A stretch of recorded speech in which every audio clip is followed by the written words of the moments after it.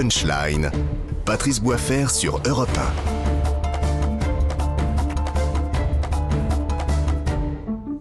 Bonsoir à tous, merci de votre fidélité, très heureux de vous retrouver dans Punchline sur CNews, mais également sur Europe 1. J'espère que vous êtes confortablement installés. 3 jours après le fiasco au Stade de France, la colère ne retombe pas outre-Manche, mais également en France. Alors comment expliquer cette situation, de tels débordements, du jamais vu pour bon nombre d'observateurs à l'occasion de cette finale de la Ligue des Champions entre le Real Madrid et Liverpool. Belle finale d'ailleurs, là. Peine à le rappeler, au final, carrément. On en parle avec mes invités, avec Julien Drey, bonsoir. Merci d'être avec nous. Vous êtes fondateur du mouvement Réinventer, point exclamation. Gilles William Goldnadel est également présent. Bonsoir, maître.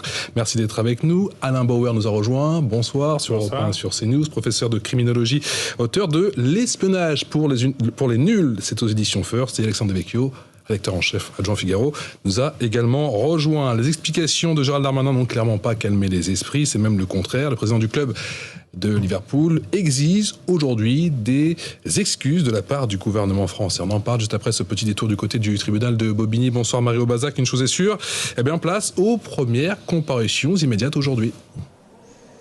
Oui, 6 personnes devaient être jugées aujourd'hui. Il y a un premier homme âgé de 24 ans qui a été condamné à 6 mois de prison avec sursis. Il est de nationalité algérienne. Il est arrivé en France en 2021. Il habite à Aubervilliers. Il n'avait pas de casier judiciaire. Il était jugé pour vol en réunion. Son complice n'avait pas été interpellé. Il lui était reproché d'avoir volé le téléphone portable d'une victime britannique sur les quais du métro de la ligne 13. Après le match de foot, il avait reconnu les faits et il avait expliqué à la présidente du tribunal: j'ai peur, tout sauf la prison, s'il vous plaît. Une autre affaire concernant cette fois 3 hommes de nationalité péruvienne a elle été renvoyée au 5 juillet prochain. Ces 3 hommes, ils voulaient être jugés aujourd'hui, mais le tribunal n'a pas eu la possibilité de le faire parce que l'audience était trop chargée. L'un d'eux, âgé de 39 ans, a été placé sous contrôle judiciaire. Il est en situation irrégulière, mais a fait une demande d'asile en France. Il a un hébergement à Bobigny chez sa petite amie. 2 autres ont été placés en détention provisoire. Un homme âgé de 21 ans, un autre âgé de 24 ans en situation irrégulière également. Ils disent habiter en Espagne et être venus à Paris pour le week-end pour faire du tourisme. Et puis maintenant, il y a 2 autres hommes qui devraient être jugés. Un homme âgé de 25 et un autre âgé de 34 ans. Tous les 2 poursuivis pour vol avec violence. Merci Marie Aubazac depuis le tribunal de Bobigny. Merci également à Pierre Emco pour les moyens techniques pour CNews et pour Europe 1. Une réaction, maître Goldnadel? Une réaction, c'est que... Comme d'habitude comparution immédiate, le fait que ce soit renvoyé? Non, mais la réaction, c'est que nous avons assisté pendant près de 48 heures à une censure médiatique invraisemblable. C'est-à-dire que moi, dans mon petit coin, pendant le week-end, j'ai commencé à tweeter que l'anglophobie était certainement n'était pas crainte, mais je ne voyais pas l'intérêt de faire su aux Anglais. C'était pas les Anglais n'étaient pas le problème.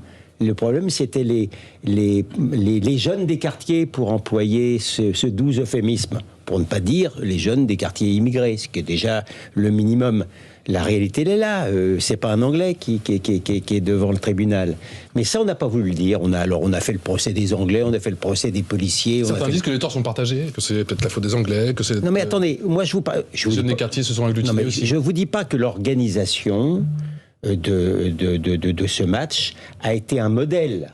Je ne vous dis pas non plus que les forces de police se sont comportées formidablement. Je vous dis qu'il y a un point qui a été sciemment occulté par, je ne parle pas de votre média, qui est plutôt libre, mais qui a été occulté sciemment par les médias, et notamment, pardon de le répéter inlassablement, l'audiovisuel de service public. C'est la responsabilité de la jeunesse, notamment de la jeunesse du 9-3, la jeunesse des francs-moisins. Alors, on est obligé de le dire. Tout le reste est un peu de la littérature. 3 jours après, les supporters, que ce soit du côté du Real Madrid, mais également ceux de Liverpool, sont encore sous le choc. Écoutez le sentiment de Rodolfo Amaya, président des fans français de Liverpool. Écoutez. Pendant l'une de ces embrouilles, une personne se fait sortir du groupe par des supporters de Liverpool, par des Anglais, en l'accusant d'avoir des faux billets et de perturber la situation. Cette personne-là se retourne plusieurs fois vers les supporters anglais en les insultant en français. Cette personne-là passe devant moi. Moi, j'étais à peu près à 10-15 mètres de la porte d'entrée. Cette personne-là passe devant moi sur le côté. Je la vois revenir. Je vois qu'il cherche quelque chose dans sa manche.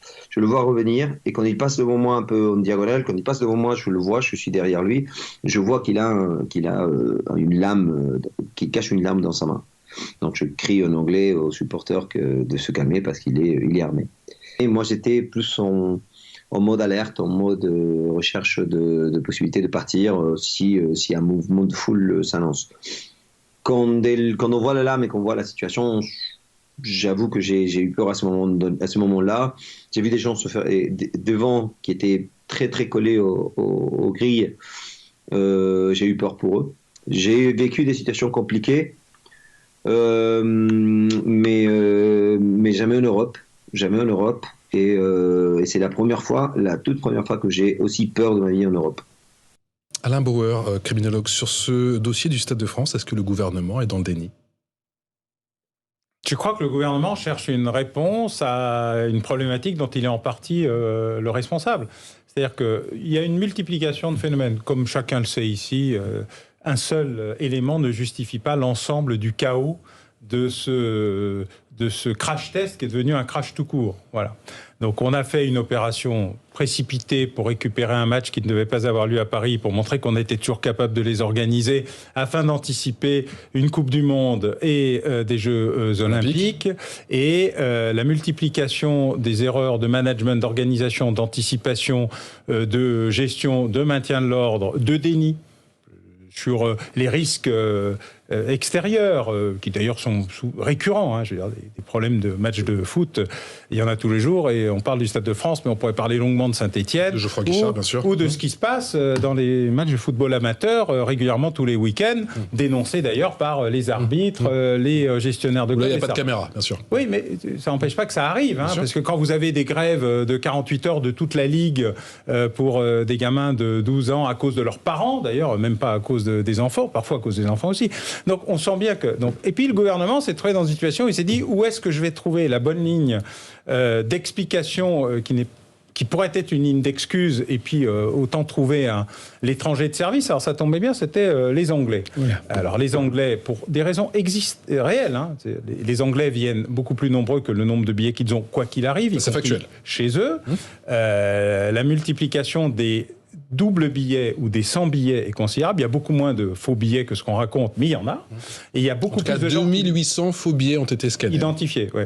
Tout à fait, identifiés. Ouais. Il y a 2800 personnes qui n'ont pas réussi à rentrer non plus. Donc il y a un moment où on ne sait pas bien. Cette affaire n'est pas encore finalisée. Mais on voit très bien ce qu'est l'ampleur du problème, et tout le monde sait que ça marche comme ça, et personne n'a rien fait. La grève du RERB, la gestion du couloir de distribution entre le D et le B, qui est un danger naturel, connu d'ailleurs. Bref, il y a un défaut généralisé. Donc il fallait trouver un non responsable. Vous savez, on cherche toujours responsable, coupable ou solvable. C'est un processus assez naturel. Là, on a essayé de chercher le non responsable. C'est-à-dire, le gouvernement a dit c'est pas moi, l'UEFA a dit c'est pas moi, tout le monde a dit c'est pas moi. Il fallait en trouver un. Ça tombait sur les Anglais. Et c'est vrai que de ce point de vue-là, ça tient pas énormément la route, et ça va tenir de moins en moins la route au fur et à mesure de l'enquête. D'abord, les supporters anglais se sont plutôt bien comportés. Il y aura très peu d'Anglais mis en cause dans aucune procédure. Je prends le pari ici. Il y a très peu de faux billets. Il y a beaucoup de gens qui étaient sans billets, mais on les a retrouvés essentiellement sur les fan zones. Je reconnais qu'effectivement, du point de vue sanitaire et salubrité publique, ça n'a pas été à la gloire de la ville de Paris au vu de ce qu'ils ont dû ramasser comme détritus, mais à part ça, voilà. Et donc c'est ça l'ensemble de la problématique, c'est chercher un bouc émissaire. Il est anglais. Une seule certitude, on continue à en parler dans un instant. Emmanuel Macron avait l'occasion de répondre justement cet après-midi aux questions des journalistes. Il est à Cherbourg, au chevet de l'hôpital, mais un petit peu plus tôt, il était, vous le savez, du côté de Bruxelles pour ce Conseil européen. A-t-il réagi, oui ou non? La réponse dans un instant. À tout de suite.